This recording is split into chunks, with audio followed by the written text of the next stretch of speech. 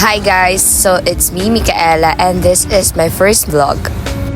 Pupunta ako ngayon sa QCYD o sa Quezon City Hall para sa last session ng aming Transformational Leadership Program. Para makapunta doon ay sasakay ako ng bus ng libreng sakay at doon na rin ako magme-makeup. Dahil maraming nakasakay, hindi ako kaagad nakaupo kaya naman hindi rin ako agad nakapag-makeup. At nakarating na nga ako dito sa terminal ng libreng sakay. Lalakad na ako papunta sa City Hall. Tingnan ko ngayon dito sa City Hall.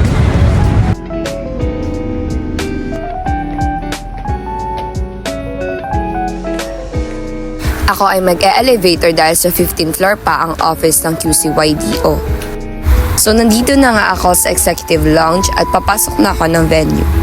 Dalawang youth leader pa lang kami na nandito kaya naman mag-iintay muna kami dito sa waiting area. Habang nag-aantay ay nag-makeup ulit ako at nag-ayos ng aking buhok.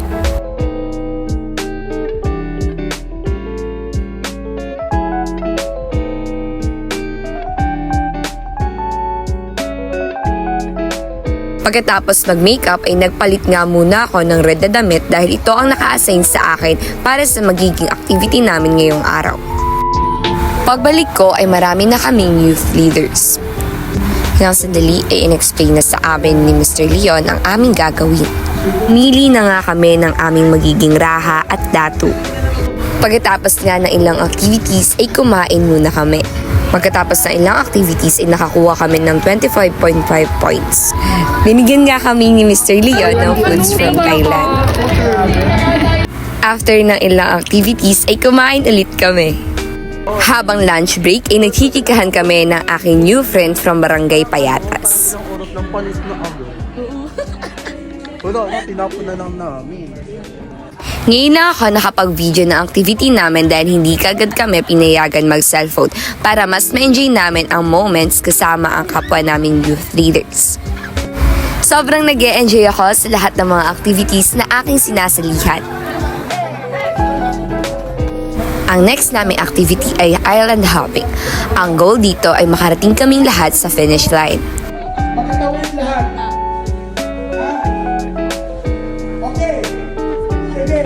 Magkasamang tumawid ang blue team at red team papunta sa finish line. At ilang sandali nga ay nakatawid na kaming lahat. Pagkatapos ng activities ay pinagpalit kami ng damit para sa aming graduation ceremony.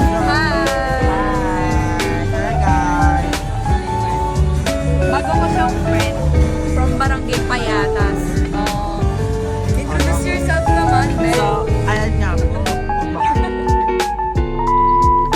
Okay na ba? Babay ka na, babay. Babay ka na, uy.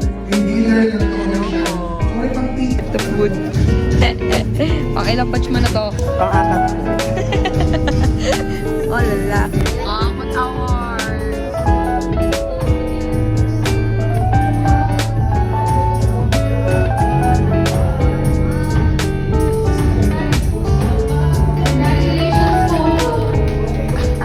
Ano, Ben? Ano masasabi mo, Ben? Sabi ko, di na ako magdadala ng bag kasi marami akong gawin. Muli, ako po ay nagpapasalamat sa Quezon City Youth Development Office at sa Ateneo School of Government sa pagkakaroon po ng Transformational Leadership Program at pagpili sa akin bilang isa sa youth leader ng aming barangay at ng Supreme Secondary Learner Government ng aming paaralan. At tatapos na rin ang aming event. Tapos na. Ganda. Bye, guys.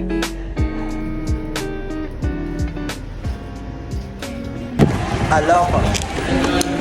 Ganda, aura show. Pilapin niya yung talent. Take out pala natin. Si Sharon pa siya. Wala no take out. Yung mga new friends ko. Wala, may dal pagkain.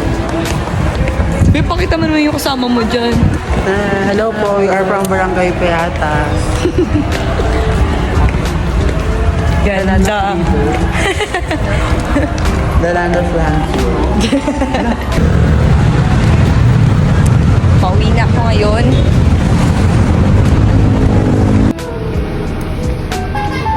Dito na nga natatapos ang aking vlog. Bye guys! Salamat sa panonood!